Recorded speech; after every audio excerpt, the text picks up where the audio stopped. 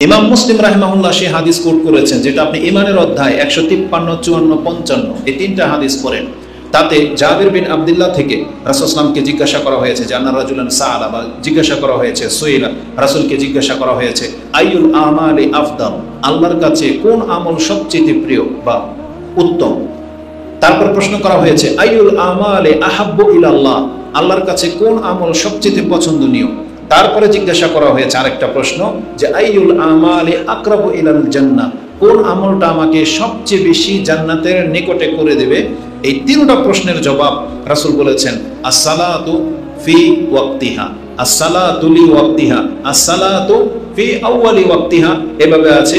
আবার বলা হয়েছে as-salatu ala mawaqitiha, নামাজকে তার ওয়াক্ত মোতাবেক আদায় করা। এটা হলো ওই আমল যে আমলটাকে আল্লাহ সবচেয়ে পছন্দ করেন, যে আমলটা সবচেয়ে উত্তম ইবাদত, যে আমলটা একজন মানুষকে খুব দ্রুত জান্নাতের নিকটে করে দেয়, সেটা হচ্ছে 5 ওয়াক্ত নামাজ।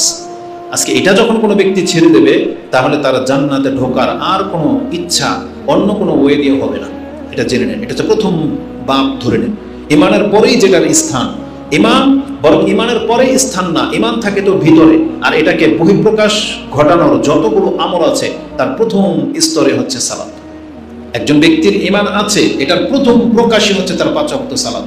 তাহলে যারা বেনামাজি নামাজ আদায় করেন না আর বলেন আমার ইমান ঠিক আছে, তাহলে আপনি কোরআন সুন্নাহর বিপক্ষে মত দাঁড় করালেন। আল্লাহ বলতেছেন না নামাজিরাই হলো মুমিন, আর আপনি বলতেছেন যে নামাজ না পড়েও মুমিন থাকা যায়। মানে আপনার বক্তব্যটা হচ্ছে কোরআন হাদিসের খেলাফ, অতএব আপনি নাজাত পাবেন না। আপনাকে এই নীতির উপরে আসতে হবে যে ইমানের পরে সর্বপ্রথম দায়িত্ব এবং ইমানের বহিঃপ্রকাশই হচ্ছে সালাত। যার সালাত নাই তার ঈমান নাই। এই জন্য রাসূলুল্লাহ সাল্লাল্লাহু আলাইহি ওয়াসাল্লাম তিনি কঠোর ভাষায় ব্যবহার করেছেন। এটাও আপনি মুসলিমে ঈমানের অধ্যায় পেয়ে যাবেন 148 এবং 149 নম্বর হাদিসে, যে রাসূলুল্লাহ সাল্লাল্লাহু আলাইহি ওয়াসাল্লাম বলেছেন বাইনাল আবদি ওয়াল কুফর আও শিরক তারুকাস সালাহ, আল্লাহর বান্দা আর একজন কাফেরের মাঝে অথবা একজন মুশরিকের মাঝে পার্থক্য হলো নামাজ ছেড়ে দেওয়া।